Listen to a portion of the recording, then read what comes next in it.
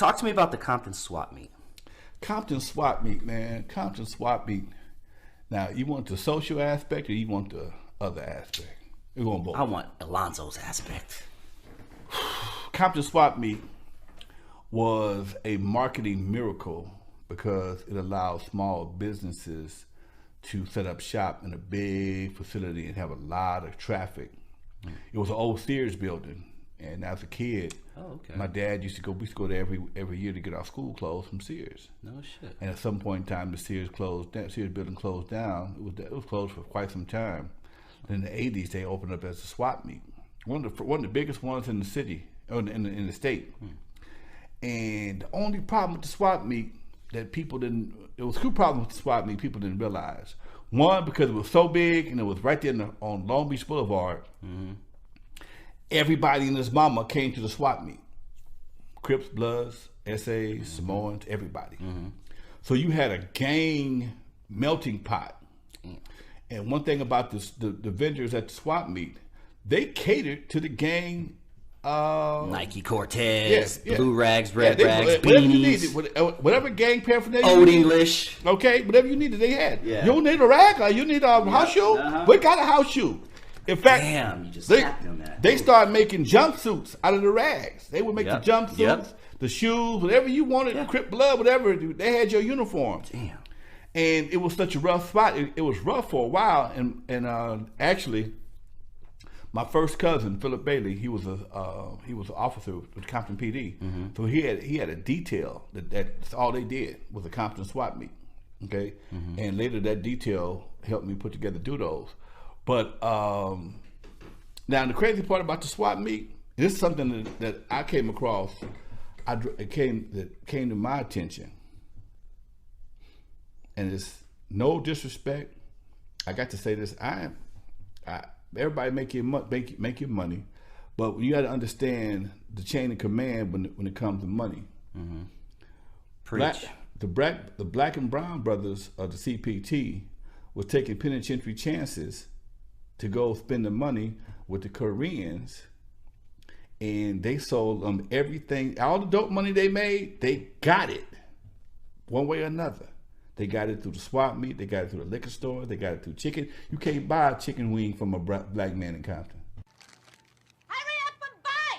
Economics, the economics of the hood changed because we during the '80s when it was a lot of money because every brothers were spending money. Brothers were making money. They were spending money. Swap meet had your jewelry, had your sounds. You can get tires, you can get rims, you can get speaker boxes, you can buy your music. I was selling music to Mr. Parker and swap meet every week. He would buy hundreds of records. And that became the spot for the community. But the only problem was, again, you got brothers out here taking penitentiary chances to get the money only for it to leave the community in one fell swoop. Okay? And that was a part of the economics that most people didn't realize that's still very prominent in the black community. And because I'm older, I saw it before from the Jewish aspect. Yeah, money. I remember, never forget, as a young man, there was a lot of Jewish businesses, and I'm not saying this because I'm anti-Semitic. I'm just pro-black. If that's a problem, then we got a problem. But as a young man, we had a lot of Jewish people in the community that ran all the businesses. And I'll never forget this one guy. He was the insurance guy. He came to the house.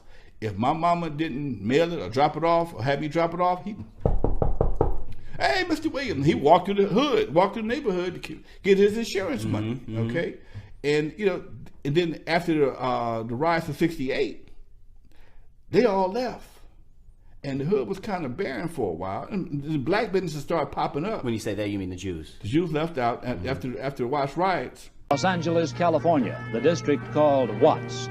34 persons die. $40 million worth of property is destroyed. Almost 4,000 are arrested.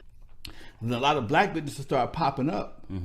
And then when around the late '70s and it started getting rough, we still had a lot of black businesses. Most of the liquor stores were run by black folks because wasn't nobody messing with us back then. But in the '80s, when the money got real good, folks got getting bought out. I mean, right now, if you go to the hood, you're not going to give very much money to a black liquor store. Asian, Korean.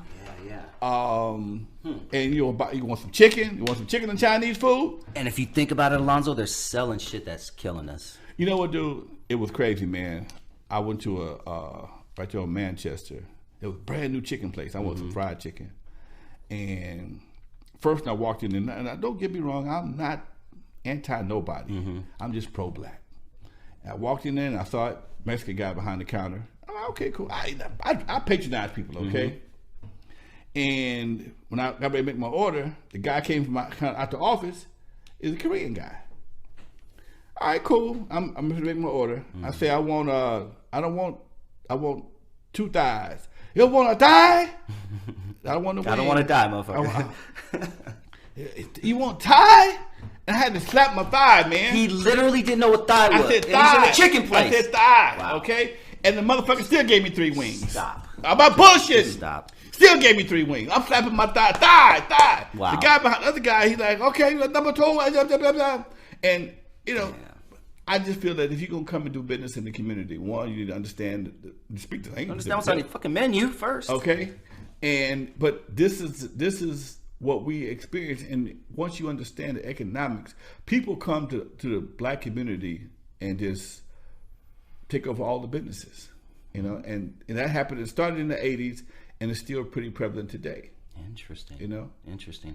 Are we still, because I know back in the day, 70s, we're talking that the majority of black people own their homes. Is that still the case nowadays? Are more people renting? There's more. Man, what are those demographics now? According to the statistics, we own more homes. We own a lot of homes, but they're not in the inner city. As parents are dying and or moving out, a lot of the kids are selling out because the house values.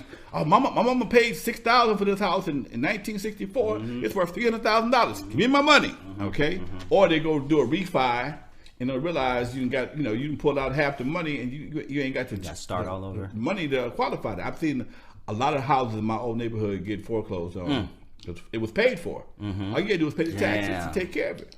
Okay. Dumbass kids that. But you know, somebody tell you, you got $400,000 equity.